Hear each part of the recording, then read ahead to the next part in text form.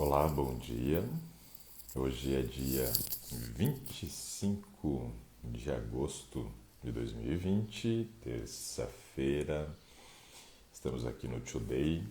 É um prazer receber cada um de vocês. A Maricele já está aqui conosco, Lidinha também, a Fátima, né? Élida, a Rosineide Burgos, Ana Lúcia Linhares, Roseli Krause. Legal, pessoal. Ivete Souza, sejam todos muito bem-vindos. Deixa eu conversar aqui rapidamente com vocês, né, sobre alguns aspectos do corona, né? Já saturou, né, esse assunto, mas ainda temos que falar. Tem coisas novas aparecendo aí com relação ao corona, né? Então veja só. O primeiro destaque que eu queria fazer a respeito dessa doença é o seguinte: nós estamos com mais de 115 mil mortes confirmadas no Brasil. Um número muito elevado, né, para essa doença. 115 mil mortes, é bastante. Outra coisa que a gente tem que observar é que o Rio de Janeiro, por exemplo, com todas as flexibilizações que promoveu, teve aumento do número de mortalidade nas últimas semanas, né? E aí é importante a gente observar isso, né?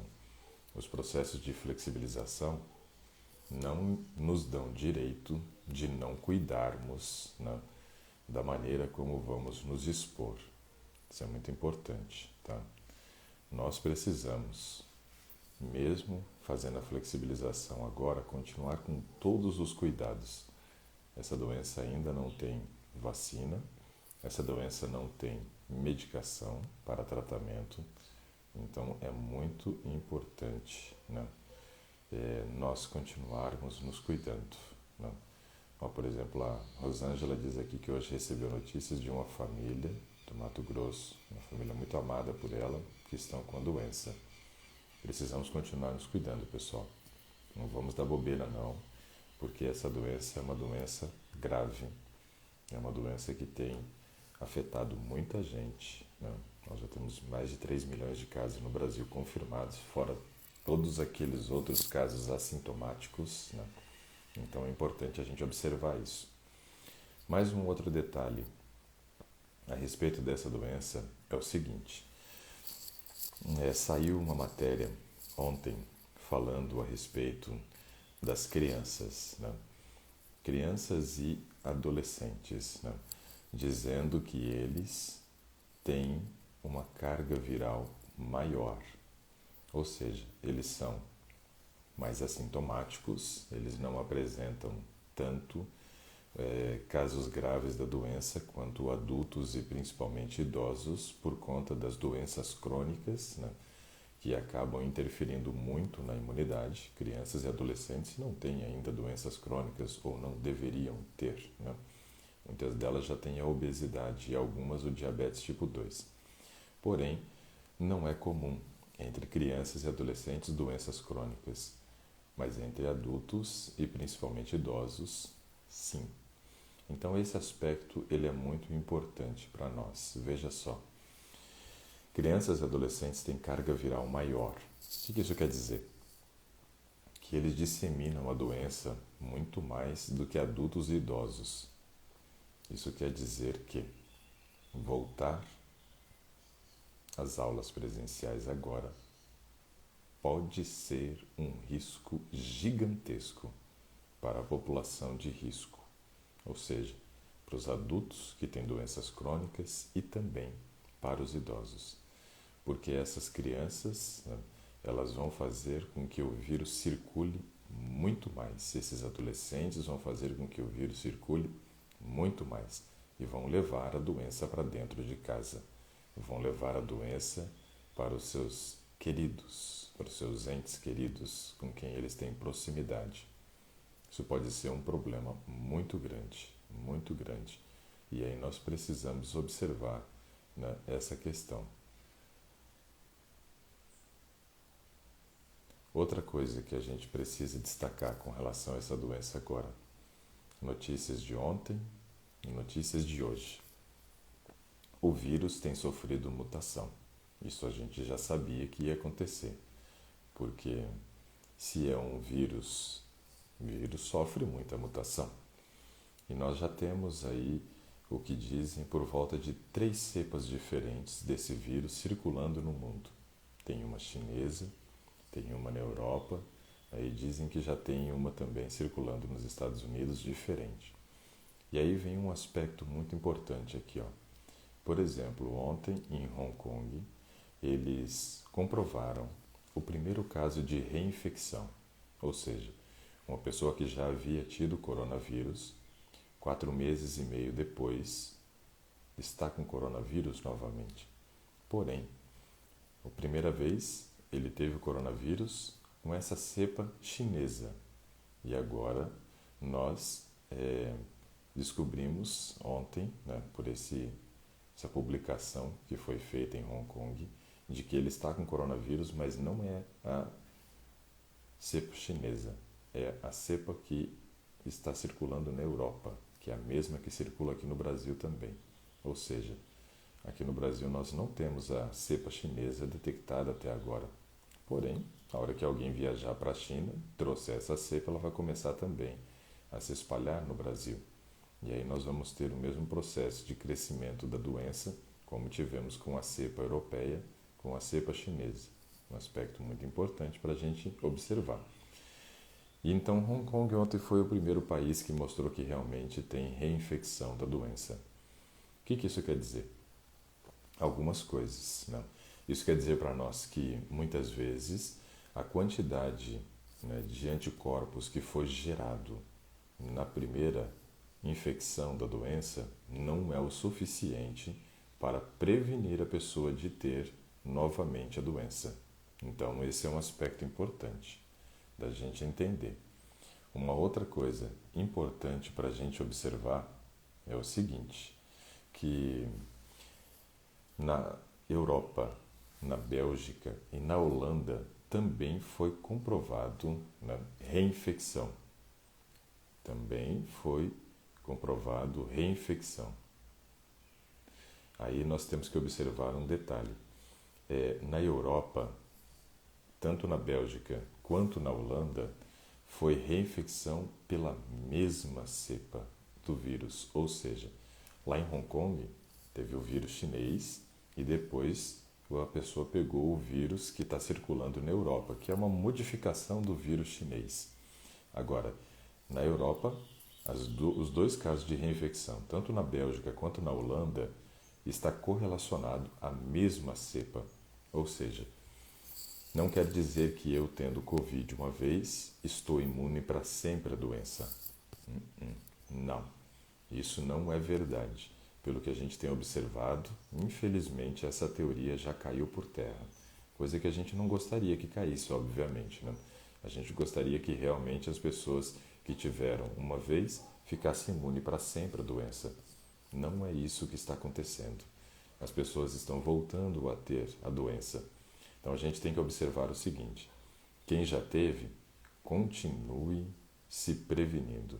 Continue andando com suas máscaras quando se expõe em público, né? Continue tomando todas as devidas proteções com relação a lavar as mãos, álcool em gel, não usar a mão dominante para tocar, né, em botões de elevador, abrir maçaneta e assim por diante. Esses detalhes são importantes. Quem já teve deve continuar se prevenindo também. Um dos casos na Europa foi o caso de um idoso, né, que teve o processo da reinfecção. E aí eles acreditam que esse idoso, né, tem uma imunidade baixa e não conseguiu produzir quantidades suficientes de anticorpos para mantê-lo livre da doença com um segundo contágio. O outro caso não é dito a idade da pessoa, mas a gente já sabe então que tem reinfecção. Pessoas que já tiveram podem ter novamente. Mas observe que nos 2 casos as pessoas já tinham passado de 4 meses, nos 3 casos na verdade, as pessoas já tinham passado de 4 meses do primeiro contágio para o segundo contágio. Então mostra que a gente até consegue uma imunidade por um determinado tempo. mas essa imunidade ela não é duradoura. E o que isso tem a ver, Ricardo? Não, isso tem a ver que a gente não sabe qual vai ser a efetividade da vacina. É isso mesmo. Pode ser que a vacina, que realmente se provou eficaz, né? Pode ser que ela não tenha uma durabilidade de nos mantermos imunes durante muito tempo. Geralmente a gente percebe que vacinas da gripe, as pessoas fazem uso uma vez ao ano. Então, todos os anos é necessário tomar a vacina da gripe. Eu já não tomo vacina da gripe há 16 anos, porque a minha imunidade mudou depois com a minha mudança de estilo de vida. Porém, a gente sabe que vacinas da gripe todos os anos têm campanha. O que isso quer dizer? Que o do corona eles esperavam que fosse assim também, que uma vez ao ano a pessoa tivesse que tomar a vacina. Porém, o que tem percebido com casos de reinfecção é que talvez uma vez ao ano seja pouco. Talvez a gente tenha que tomar essa vacina mais vezes ao ano. Talvez a cada 6 meses, 4 meses, ainda não sabemos. Como é uma doença nova e eles estão desenvolvendo a vacina agora, então nós ainda estamos numa fase de teste da vacina, sem saber por quanto tempo essa vacina vai nos deixar imunizado contra a doença. Então, todos esses aspectos, né, eles são muito importantes para a gente poder considerar. Então, vale a ressalva. Continue se protegendo. Faça de tudo, né, para que você não tenha contato com esse vírus. E se tiver, esteja preparado, porque é um processo de uma guerra, uma batalha que você vai ter que travar contra ele. Faça de tudo para aumentar a sua imunidade. Evite ao máximo ficar saindo de casa se não há necessidade. Ontem, por exemplo, eu não precisei sair, mas hoje eu vou precisar sair. Então hoje eu tenho coisas a resolver na rua. Então é aquela questão, né? Saia, mas saia com cuidado, né? Use todo o paramento necessário para que você esteja protegido. Leve álcool em gel, né? Leve álcool 70, faça desinfecção das mãos várias vezes enquanto estiver na rua. Use máscara, né? Evite ao máximo ficar próximo de pessoas, evite aglomeração. Não tem como. Ainda precisamos continuar nos preocupando muito com essa doença, né? Mais de 115 mil mortes. Estamos com algumas cidades, por exemplo, que estavam mais controladas, voltando a ter crescimento no número de infectados e mortos, como Rio de Janeiro, o estado, por exemplo, teve aumento de mortalidade, coisa que já vinha só diminuindo. Então, tudo isso para que a gente continue nos prevenindo, continue, né, ainda considerando essa doença como uma doença grave e preocupante, ok? Então, vale a ressalva, vale continuar se preocupando. Bom, terminamos aqui a parte Covid, né? Cansei de falar da doença, mas preciso falar da doença, não tem jeito. Quero conversar com alguém. Quem gostaria de conversar? Escreve aí. Escreve eu quero já é o suficiente. E aí eu quero convidar uma pessoa para poder conversar comigo e a gente trabalhar o caso dela. Vamos lá então? Quem gostaria, escreve por gentileza, eu quero. Deus proteja a todos nós. Amanhã terei uns exames a fazer. É isso mesmo, Rosângela, que Deus nos proteja, né? Parece que estamos dentro de um filme de ficção, né?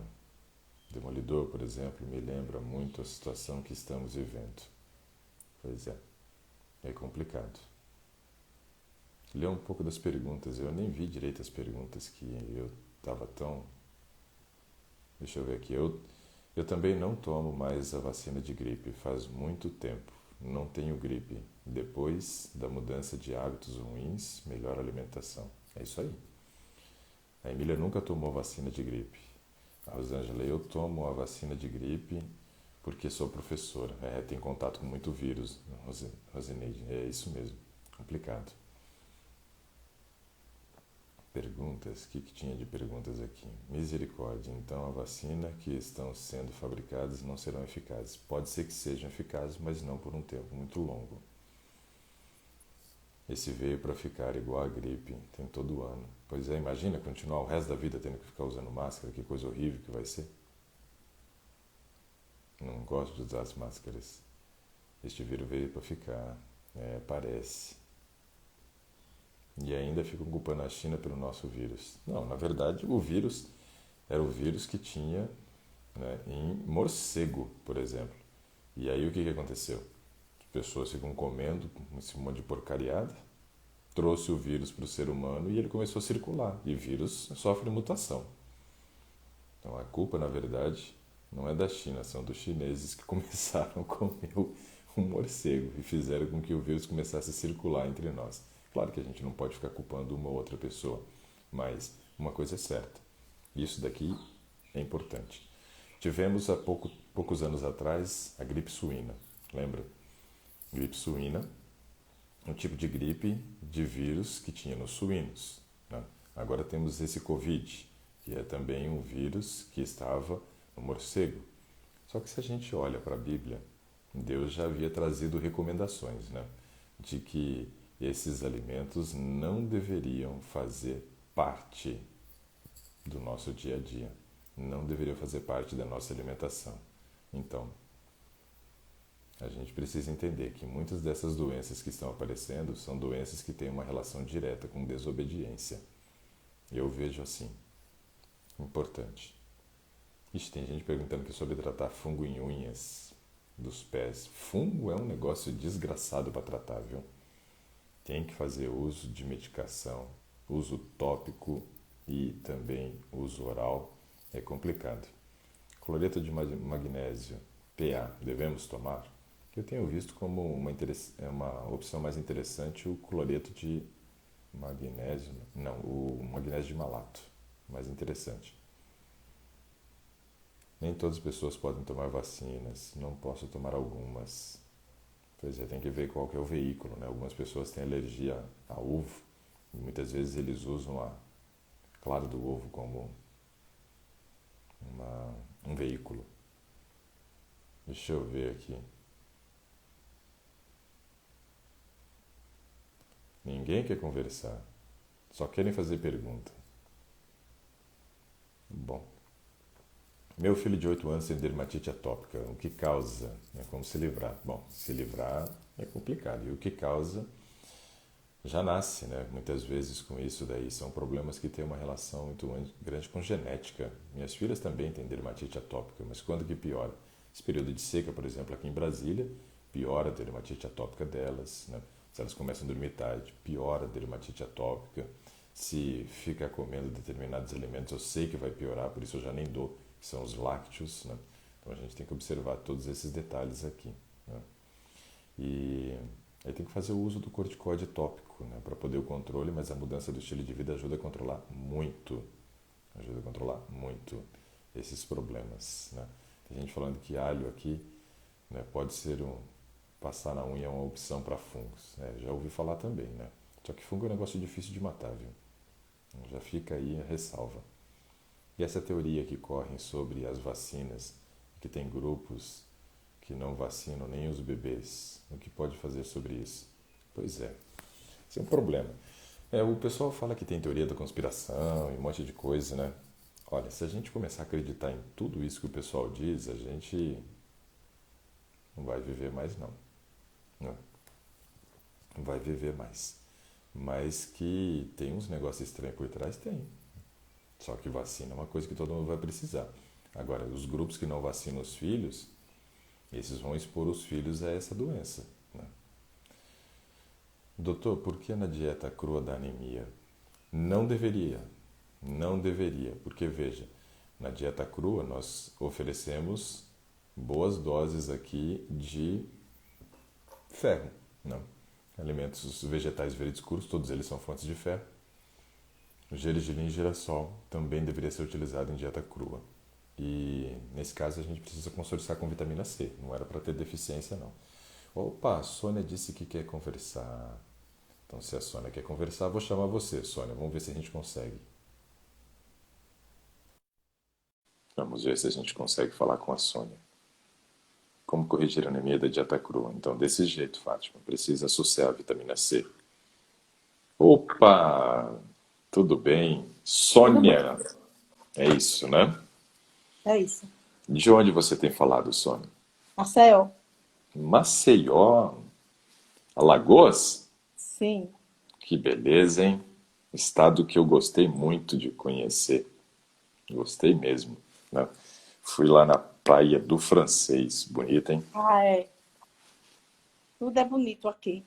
Pois é, espetacular. Mas você sabe que eu fui num período que estava chovendo demais, então assim, não tava como o pessoal brinca, o Caribe brasileiro, né? Não tava aquela É. água, né, meio azulada, esverdeada assim, né? Legal. Mas é muito bonito. Eu tenho uma foto lá na Praia do Francês. Vamos lá então, Sônia, em que eu posso te ajudar? O senhor um dia desse passou uma relação de exames. Sim. Eu imprimi e fiz. Uhum. Peguei hoje o resultado. Uau, legal. Você fez o quê? Uma lista completa, grande de Fiz exames? tudo. Tudo que foi até. O senhor mandou uma vez, era uma lista. Aí depois mandou outro. Aí eram duas folhas. Isso. E aí, o que que você tem aí de resultado pra Menina, gente? eu já fui andar 6 horas. Oh, Aí parabéns. passei lá no laboratório e peguei. O que eu pude ver aqui é que o colesterol Uhum. e a glicose, tudo alta. Ah, é? Como é que deu o seu colesterol total? Peraí, a glicose deu 107. 107, ok. Isso É porque demonstra uma são. glicose onde você já está com resistência insulínica e um quadro que hoje a ciência classifica como pré-diabetes. É. Mas olhando para o seu rosto, por exemplo, eu vejo que você está dentro do peso, né? Não, estou Não? acima, assim. A minha gordura toda é abdominal. Então você não está acima do peso, você está acima da circunferência, como a gente brinca com alguns, né? É, pronto, é. Um amigo meu, ele fala assim, ele diz que ele está fora de esquadro, né? Ele está com Pronto. circunferências a Então mais. porque fica ruim de falar assim. É melhor dizer que está acima do peso. Tá bom, então, vamos lá. E aí, esse É é a porque são glicemia, 30 folhas de exame. mas Aí vamos trabalhar só com alguns aqui. eu estou procurando.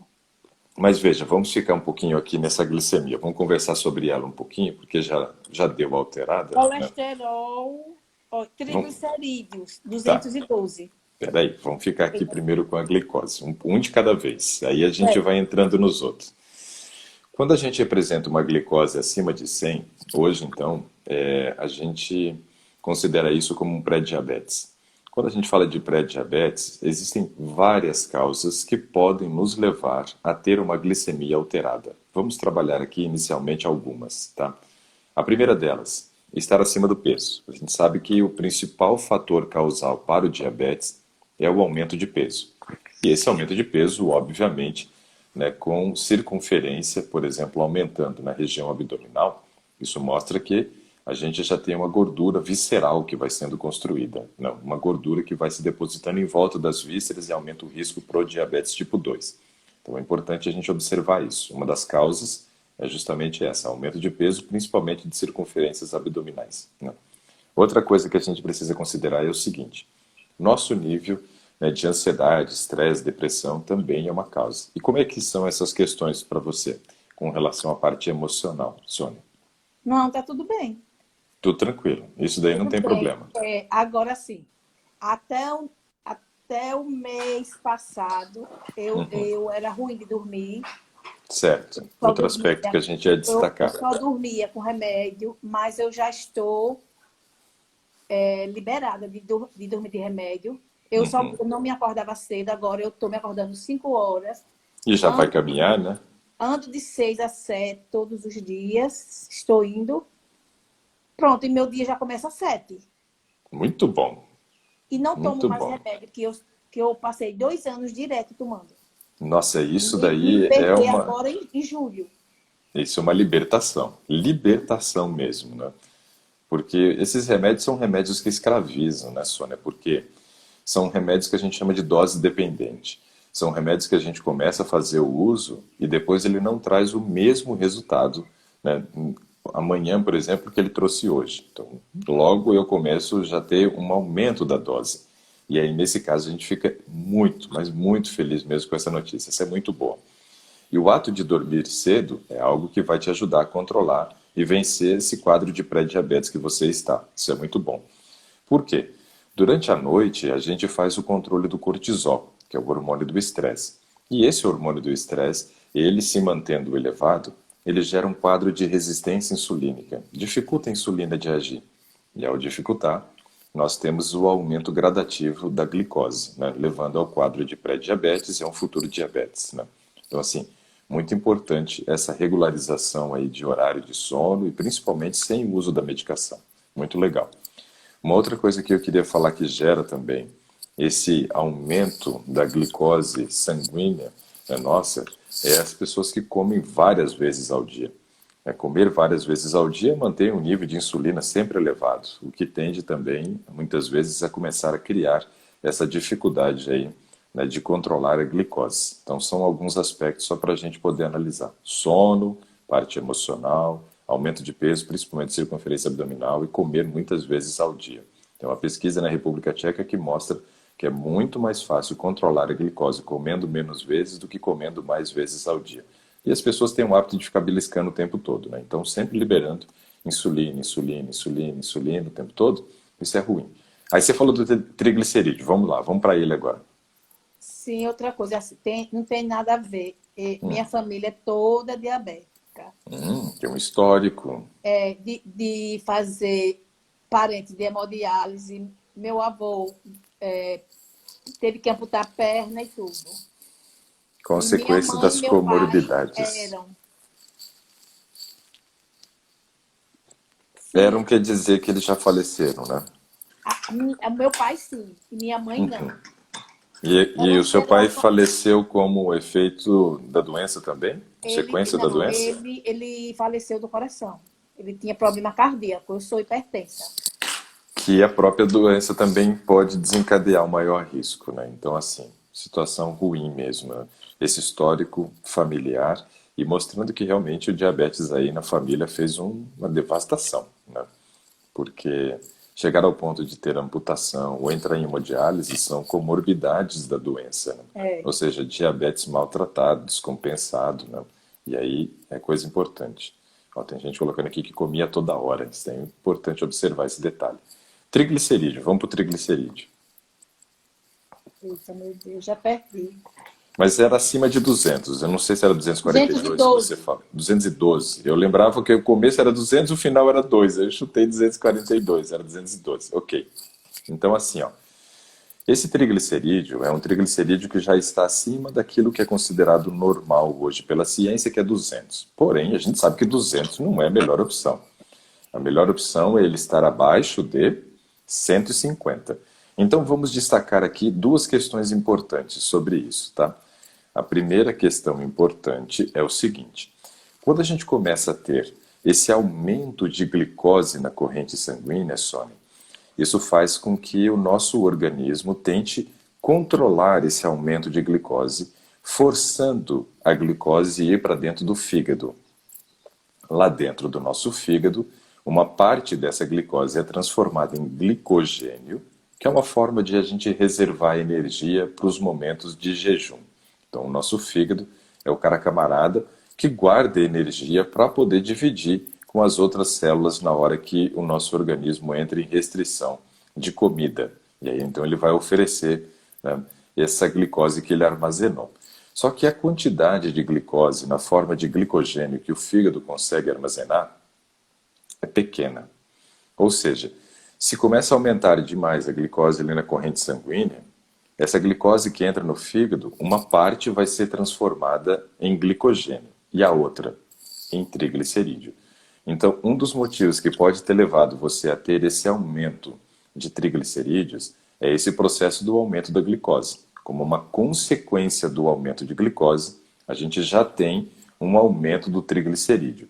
E a gente precisa lembrar também o seguinte: o carboidrato que a gente come é a matéria-prima que o corpo vai utilizar para produzir o triglicerídeo. Então é importante a gente começar a ter também uma observação, Sônia, com relação ao padrão de alimentação. E aí eu vou te fazer umas perguntas com relação à alimentação para a gente já ir tentando entender cada um desses itens alterados, tá bom? Com relação a carboidrato, né? Carboidrato, quais são as fontes? Frutas, Os cereais, então ali o arroz, o trigo, a aveia, centeio, cevada, quinoa e amaranto, né? E o milho. Essas são as fontes de cereais, fontes de carboidrato.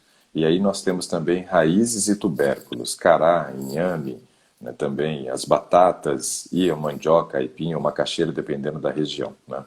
Tudo isso é fonte de carboidrato. Com relação a essas fontes, quais são as fontes que você mais consome? Pela manhã, o que você costuma consumir de fonte de carboidrato? Não, eu tenho evitado carboidrato em todos, de manhã, tarde e noite. Eu tenho comido ovos, Hum, frango, verdura. hum. É isso que eu tenho comido só. E por que você está deixando de comer carboidrato? Porque eu quero perder peso. E quem disse que tem que deixar de comer carboidrato para perder peso? Não sei. É que, na verdade, Sônia, tem uma teoria de que para emagrecer a pessoa tem que tirar o carboidrato. Eu não tenho Isso. comido arroz de jeito nenhum. Eu não vejo como sendo uma boa opção. Eu penso que nós temos que ter uma dieta equilibrada, né? E numa dieta equilibrada, eu não devo restringir um dos nutrientes. Veja, o carboidrato ele tem uma função no nosso corpo, a proteína tem as suas funções e a gordura tem as suas funções. Então vamos trabalhar isso daqui, porque esse conceito ele é muito importante. A gente não precisa fazer uma dieta com isenção de um item para conseguir reduzir peso. Todos os meus clientes e pacientes, eles reduzem peso comendo carboidrato, só que fazendo alguns ajustes importantes. Vamos trabalhar esse aspecto. Então veja, o carboidrato, ele é o combustível de energia do nosso corpo. Então, nosso organismo usa o carboidrato como fonte de energia. Muito importante isso para nós, na verdade. Nosso carro para andar tem que colocar combustível, não tem? O carboidrato é o nosso combustível. Então, a gente precisa do carboidrato. E o nosso corpo, ele não é flex. Ele faz uma adaptação, digamos assim, para conseguir utilizar tanto a proteína como a gordura como fonte de energia. Só que nesse caso, a gente não está usando a glicose. A gente está usando o quê? Está usando a proteína e a gordura, que vai formar os corpos cetônicos, né? Por exemplo, ó, a Emília disse aqui, ó, foi minha felicidade encontrar o Dr. Ricardo quando ele disse que não era preciso tirar o carboidrato. Ô, Emília, escreve aí para a Sônia, sem retirar o carboidrato, quanto que você já emagreceu? Conta aí. Emília, escreve aí para gente. Quanto que você reduziu de peso sem retirar o carboidrato? Só fazendo esses ajustes, Sônia. Então, veja. Não, doutor Nós Ricardo, eu como, mas eu evito o máximo. Entendeu? não precisa evitar ao máximo também. É, A gente precisa tentar trabalhar uma dieta equilibrada. Se a gente trabalhar uma dieta equilibrada, Sônia, não tem necessidade de fazer a restrição dessa forma, né? Então, assim, a gente consegue. Mas vamos entender isso daqui, porque isso aqui é muito importante. Ó, a Emília já reduziu 10,5 kg. Tá bom para você 10,5, Sônia? tá ótimo. Tá excelente. Legal, Emília, valeu. Então, assim, sem retirar o carboidrato. E nesse caso, então, Sônia, a gente precisa observar o seguinte, que o carboidrato tem esse papel importante de produzir energia. Se ele não for ingerido, a gente vai ter que utilizar a gordura e a proteína. E a gente vai formar os corpos cetônicos, que não é aquilo que o nosso cérebro mais precisa como fonte de energia, não. Nosso cérebro precisa de glicose. Ele até faz uma adaptação, né, para utilizar esses corpos cetônicos, mas não é o que ele gostaria, tá? Então, assim, ó, algo importante, ó, a Emília, ela disse assim, ó, que come de tudo, e a Rosângela disse assim, ó, a Emília tá linda, conheci ela no sábado, olha aí que legal. Muito bom esse tipo de resultado. E aí, no caso, a gente precisa entender o papel também da proteína e da gordura. Então, quando a gente não come o carboidrato, a gente começa a usar a proteína e a gordura, que têm outras funções, como fonte de energia. Quais são as funções da proteína? Presta atenção, Sora. Só a proteína vai ser utilizada para a construção de novas células, ou seja, para que não haja envelhecimento precoce. Todos os dias tem células morrendo, e aí nós precisamos renová-las. Agora veja, se eu, por exemplo, estou utilizando a proteína para produzir energia, eu estou roubando, né, essa proteína que seria utilizada para renovação de células, para produzir energia. Então eu posso começar a ter o quê? Envelhecimento precoce. Detalhe importante, hein? Aí vai ficar magrinha, mas morre mais rápido. Não sei se é uma boa opção. É, né, não? Além disso, a proteína, ela tem uma outra função muito importante para nós. Além da construção de células, substituição das células que estão morrendo, a proteína ela é utilizada para a formação, né, de hormônios. Então nós temos muitos hormônios do nosso organismo que são hormônios à base de proteína. Então eu também não deveria desviar essa proteína como sendo, né, uma fonte de energia quando ela seria importante para a produção de hormônios. Quais? Um monte, por exemplo, insulina, um glucagon, né, os hormônios da tireoide, todos eles são à base de proteína. Então é muito importante observar esse detalhe. Outra coisa, proteína também é utilizado para transporte. Transporte. Então, para transportar o oxigênio, para poder transportar o colesterol, não, o HDL e o LDL, o VLDL, são proteínas que transportam gordura. Por exemplo, o nome HDL quer dizer High Density Lipoprotein, ou seja, é uma lipoproteína, né, de alta densidade. E o outro é o Low Density Lipoprotein, ou seja, é uma proteína de baixa, uma lipoproteína de baixa densidade. Então veja, a proteína serve para transporte de oxigênio, de gordura, né, dentro do nosso organismo. Muito importante para nós. Outra função da proteína é a ação enzimática dela. Por exemplo, todo o processo digestivo nosso, ele ocorre através de proteína. Então, quando eu falo de amilase salivar, amilase pancreática, quando estou falando, por exemplo, das carboxipeptidases, né? Quando estou falando da lipase pancreática, estou falando de proteína. Todas as nossas enzimas que fazem digestão do nosso alimento são proteínas. Então veja, se eu começo a pegar a proteína que deveria formar enzima para utilizar como fonte de energia, posso prejudicar os processos digestivos também. Então, e ela tem a função, sim, de ser utilizada como fonte de energia, só que não deveria. Só em casos extremos que a gente deveria utilizar a proteína como fonte de energia. Nos casos normais, o carboidrato deve cumprir essa função. Vamos para a gordura agora. A gordura, ela tem três funções básicas. Uma delas, processo de construção também. A gordura não deveria ser utilizada majoritariamente como fonte de energia. A gente deveria consumir quantidade suficiente de gordura só para que ela cumprisse essas duas primeiras funções. Uma delas, formação de células. Todas as nossas células que são formadas, a base para a construção dessas células é a proteína. Porém, a membrana que recobre a célula é chamada de membrana lipoproteica.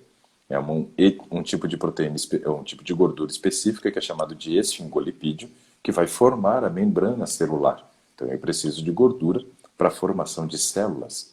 Outra coisa é que a gordura tem que cumprir um papel muito importante para nós, que é a formação dos hormônios. Formação dos hormônios sexuais. Então, o que acontece? Pessoas muitas vezes que entram em dietas low carb, com baixa concentração de carboidrato, aonde ela vai ter que obrigar a gordura a ser utilizada para a produção de energia, e não mais agora o carboidrato, você pode ter muito, né, essa questão de você ter uma redução da produção dos hormônios sexuais. Ixi, isso pode ser um tiro no pé terrível, Sônia. Por quê? Você vai diminuir a produção de estradiol, vai diminuir a produção dos estrogênios, da progesterona, vai diminuir a produção da testosterona, que é o hormônio masculino que as mulheres também têm, que é justamente o hormônio que te ajuda a reduzir o peso. Mas o senhor tinha passado uma receita de testosterona e eu fiz. Isso, legal, muito bom. Ó, a Creuzinha está dizendo aqui que ela aprendeu as siglas aqui do HDL e do LDL, que o pessoal faz uma brincadeira que eu acho interessante. Ó. HDL, hoje Deus livra. LDL, logo Deus leva. Então, porque o HDL ele tem que estar acima de 60 para mulheres, né, e acima de 40 para homens, para trazer o fator de proteção. O E o meu LDL, tem quando está... 53. Então, o hoje Deus livra não está tão bom não, deveria estar acima de 60. Mas essa prática de atividade física que você tem tido agora de rotina matutina, eu acredito que vai te ajudar muito a aumentar o HDL. E o LDL, que é o logo Deus leva, né, que deve ser abaixo 18692. 186. Então, Deus está quase levando já, Não, tá não. porque tem que ser abaixo de 100. Essa é outra conversa que a gente vai ter já já. Então, veja, nessa questão, nós entendemos que não é a melhor opção a gente ficar sem o carboidrato. O que a gente precisa? Duas atitudes. Diminuir, sim, o consumo de carboidratos, mas não precisa chegar nesses casos extremos de dieta low carb ou cetogênica. Mas tem que diminuir, sim, porque excesso de carboidrato vira gordura, vira triglicerídeo. E aí piora todo o caso e favorece ganho de peso. Então, a redução do carboidrato eu vejo com bons olhos, mas não uma isenção ou uma redução drástica. Não, não precisa isso. Mas o mais importante, Cris, Sônia, é o seguinte: aumentar a qualidade desse carboidrato. Isso é importante. Nós temos que observar duas questões, a quantitativa e a qualitativa. Na questão quantitativa, precisamos reduzir sim o consumo de carboidrato, mas a questão qualitativa é mais importante. A qualidade do carboidrato que a gente ingere. E o que a gente tem que observar quando queremos observar os detalhes da qualidade do carboidrato? Bom, o primeiro aspecto, e o mais importante deles, é nós observarmos o índice glicêmico. O que é índice glicêmico? É a velocidade com que esse carboidrato vai ser absorvido no intestino. Por exemplo, a gente sabe que o carboidrato é importante, mas tenho que observar a qualidade dele. O índice glicêmico é a parte mais importante do carboidrato. Então vamos analisar um pouquinho aqui, Sônia, para você perceber quais são os carboidratos que poderiam fazer parte da sua alimentação e não gerariam nenhum tipo de prejuízo ou risco para você ter aumento de peso ou dificuldade para reduzi-lo, ok? E quais são os carboidratos que realmente devem ser execrados aí da nossa alimentação, porque esses sim são os carboidratos que prejudicam, tá? O índice glicêmico é uma escala que varia de 0 a 100. Nessa escala de 0 a 100, de 0 a 30, a gente chama de baixo índice glicêmico, ou seja, são os carboidratos que a gente vai consumir sem trazer risco para nós, sem trazer qualquer tipo de prejuízo com relação a picos de glicose, liberação elevada de insulina e transformação desse carboidrato em triglicerídeo, tá? De 31 a 60 são os carboidratos de índice glicêmico médio. Índice glicêmico médio. Nesse caso, a gente deveria já observar o seguinte: de 45 para baixo, ok, ainda é bom. De 45 para baixo. De 45 para cima, a gente já tem que ter ressalva, né? Agora, de 61 a 100 é o alto índice glicêmico. E aí é onde estão os carboidratos que a gente mais deve tomar cuidado. Somente um grupo de pessoas não precisa tomar cuidado com esse tipo de carboidrato. Aqueles que estão anoréxicos, estão super magros, né, com desnutrição proteica e energética graves. E aí a gente tem que trabalhar justamente com esses carboidratos de índice glicêmico para tentar salvar a vida da pessoa, para favorecer ganho de peso. Mas para seres humanos que não estão passando por esse problema, esses carboidratos são os vilões, tá? De 61 a 100, são os piores. Então vamos observar aqui agora, trabalhando alguns alimentos e colocando eles dentro dessa classificação. Baixo índice glicêmico, 0 a 30, médio, 31 a 60, alto, 61 a 100. Ok? Vamos lá. Primeiro que a gente vai destacar aqui, arroz integral. O arroz integral, o índice glicêmico dele é 20. É excelente. É fantástico, é muito bom. Não seria um carboidrato que eu recomendaria a retirar do cardápio. Não. O arroz integral eu manteria, porque o arroz integral ele vai te oferecer uma boa fonte de energia, com uma absorção bem lenta no intestino, um risco praticamente nulo de gerar os picos de produção de insulina, que é justamente o que favorece o ganho de peso e o aumento do triglicerídeo, e vai lhe dar um tempo de saciedade prolongado. Então isso é uma coisa legal. Carboidrato, ó, muito bom. Arroz integral. Só que aí a indústria começa a mexer, Sônia. A indústria começa a mexer e aí é onde começa a complicar a coisa. Por exemplo, o carboidrato do arroz integral, que é 20 o índice glicêmico dele, quando vai para o arroz parboilizado, já muda, já muda, já vai para 38. Ou seja, ainda não é um carboidrato, digamos assim, de um índice glicêmico tão elevado, mas já piorou muito, né? Quase dobrou o índice glicêmico dele. A velocidade de absorção quase dobrou. E esse é um aspecto importante. Quanto mais alto vai sendo o índice glicêmico, mais rápido ele é absorvido no intestino. Dois problemas. Libera muita insulina, estimula o pâncreas então a liberar muita insulina, vai forçar com que esse carboidrato seja transformado em gordura. Vai virar triglicerídeo. E aí esse triglicerídeo, parte dele é depositado na região abdominal e favorece o aumento de peso. Segundo problema. Segundo problema. Se o índice glicêmico vai subindo, o tempo de saciedade vai caindo. Ou seja, quanto mais alto o índice glicêmico, mais rápido eu vou sentir fome. Mais rápido eu vou sentir fome. E aí é outro problema. Porque se eu vou sentir fome, eu vou ter que comer. E se eu comer, eu vou liberar insulina. Então eu não consigo baixar a insulina. Esse é um problema também dos carboidratos de índice glicêmico alto. Faz com que a gente sinta a fome mais rápido. Quando a gente chegar nos carboidratos de índice glicêmico alto, você vai perceber um negócio, que a indústria criou uma máquina de gerar fome, que são os alimentos refinados. Os alimentos refinados, eles geram fome, ao invés de lhe dar uma saciedade prolongada. Aí é onde nós temos um grande problema, tá? Então vamos observar aqui, ó, esse detalhe muito importante. Mexeu, era 20, foi para 38, quase dobrou. Então não é um índice glicêmico ainda ruim, né, porque ele está no médio, abaixo de 45, que eu disse, mas já é o dobro. Então não vou usar um alimento desse de jeito nenhum, vou ficar no integral, óbvio. Mas aí mexe mais, vai para o branco. Olha só, aí complica a coisa, hein? Sai de 20... Eu não como não, branco. Sai Se eu de... comer, eu como integral. Muito bom, parabéns. Sai de 20 para 55, Sônia. Aumentei quase 3 vezes o índice glicêmico. Ou seja, estou falando de um alimento que absorve quase 3 vezes mais rápido, que vai estimular uma produção quase 3 vezes maior de insulina, sobrecarregando então quase 3 vezes mais o trabalho do pâncreas em relação ao arroz integral, que vai fazer com que grande parte desse carboidrato ingerido vire triglicerídeo, favorecendo o aumento de peso. Então, são esses detalhes, Sônia, que fazem toda a diferença. Não é a retirada do carboidrato, mas a observação da qualidade. Lembra que quantitativo e qualitativo. Essa questão qualitativa é muito importante.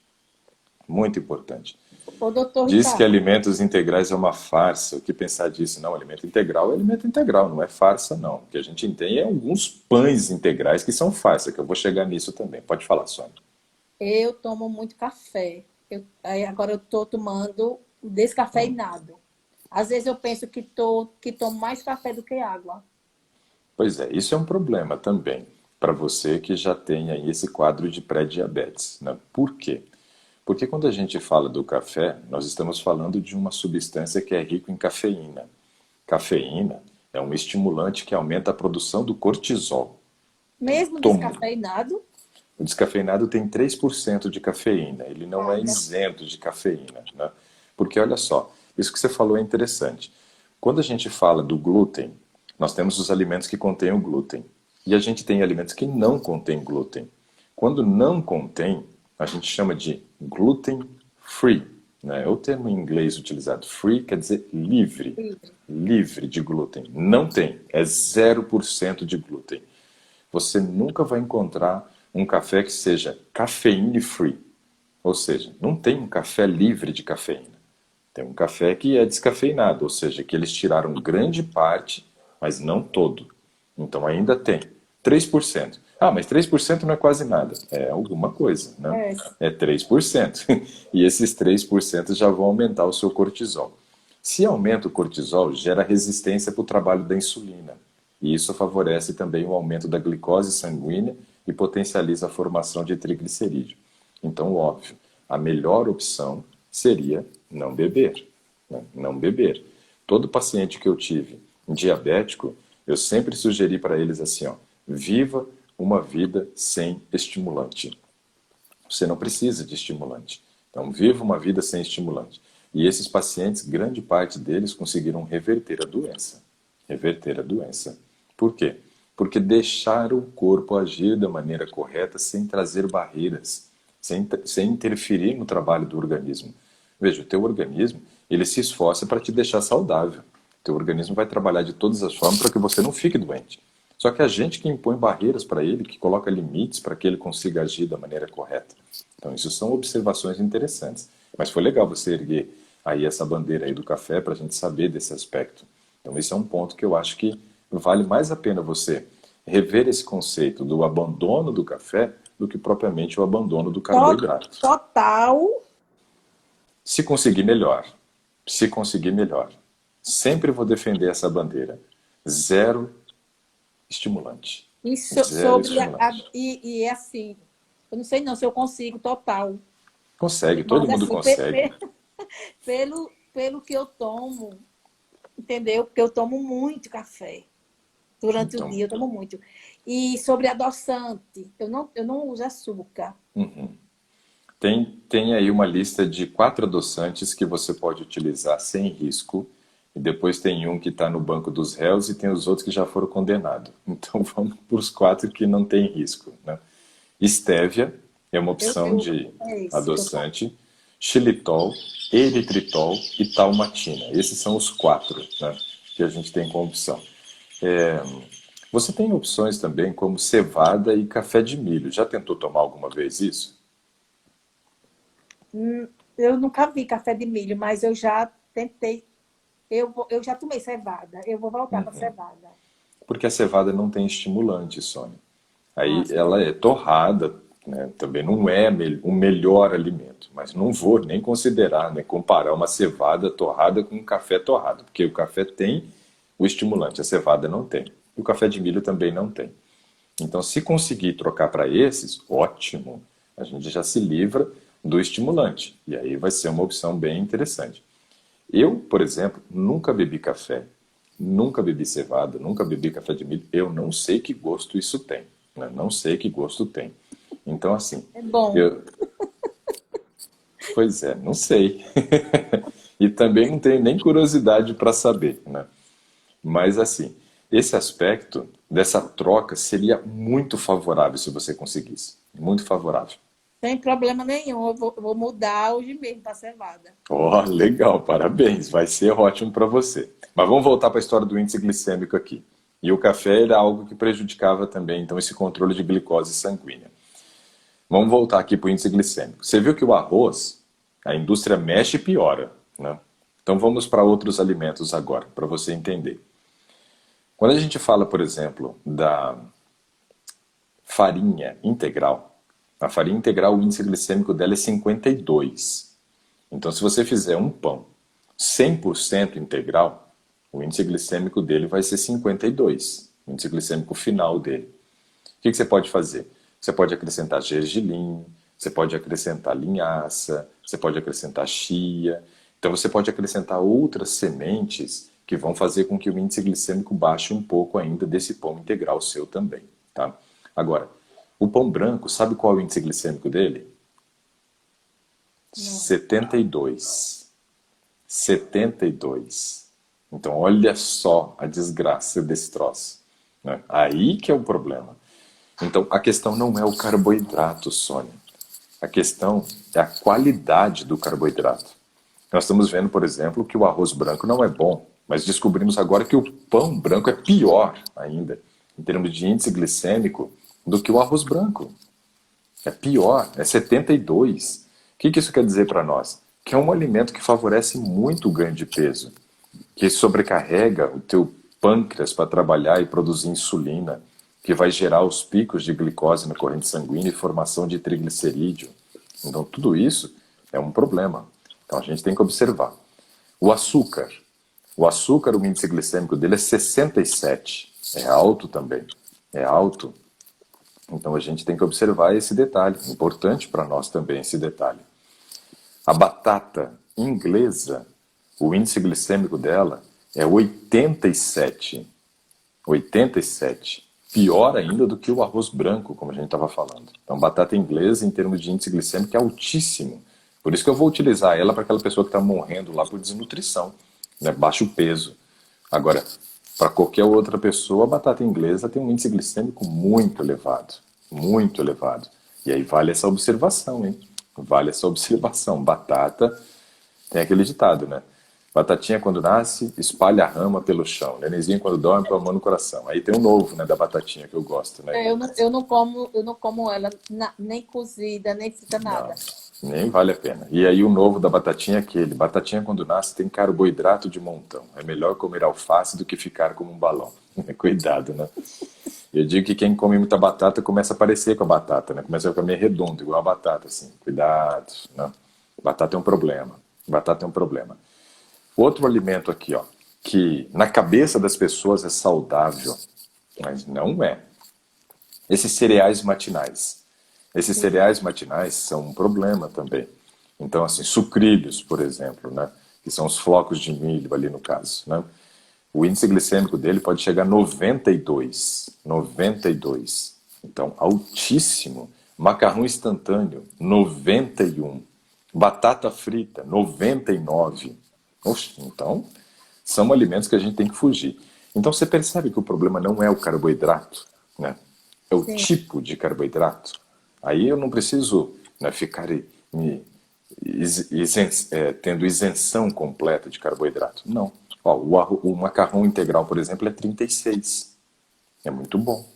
O macarrão integral é legal, né? Arroz integral é legal.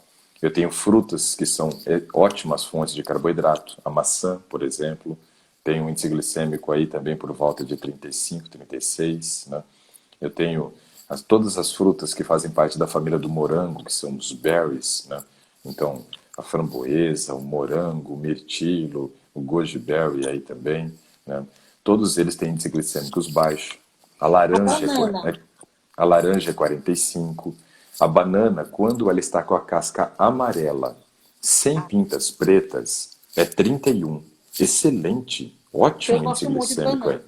Mas quando ela começa a ficar com a casca escura, cheia de pintinhas, a coisa muda. Por exemplo, a banana amarela é 31 a casca, quando a casca está amarela. Quando a casca começa a ficar pretinha, manchadinha, vai para 62. Eita. Então, aí que a gente tem que observar. O grau de amadurecimento também. Quanto mais maduro a fruta vai ficando, maior vai ficando o índice glicêmico dela também. Então, esse é um aspecto importante.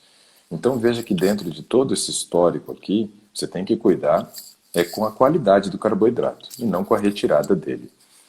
Agora, deixa eu falar um pouquinho do colesterol aqui. Ó. Você falou que o seu colesterol está 182, o LDL, né? Nós temos aqui 2 minutos, mas dá para falar alguma coisa sobre o colesterol LDL. Mas já deu para aprender um monte de coisa hoje, hein? Sim, Depois... deu. E vou assistir de novo. Só que a gente vai ter que conversar mais ainda, porque tem aí mais umas 30 páginas do exame que a gente não falou, ficou só numa. Foi.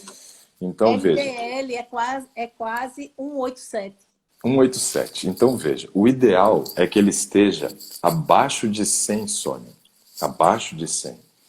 Quando ele está acima de 100, ele está naquela característica onde potencializa, aumenta muito o risco da formação das placas de ateroma.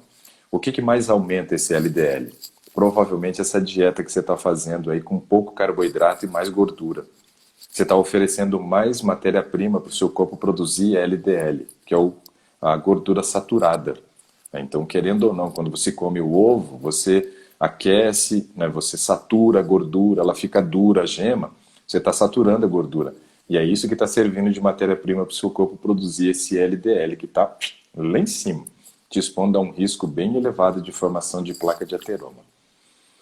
Cuidado! Diminua a quantidade aí de óleo e gorduras que você tem utilizado, melhora a qualidade do seu carboidrato, né, e você vai ter uma melhora sensível. Sônia, a gente tem 20 segundos, eu queria continuar a conversa, tá muito legal. Mas, ó, temos que chamar você de novo, tá bom? Espero que eu tenha te Olha, ajudado hoje, esclarecido algumas estarei coisas. aqui porque são 30 folhas mesmo. Legal. Vamos conversar mais sobre isso então. Bom dia a todos Tá, agradeço vocês. Um o grande convite. abraço.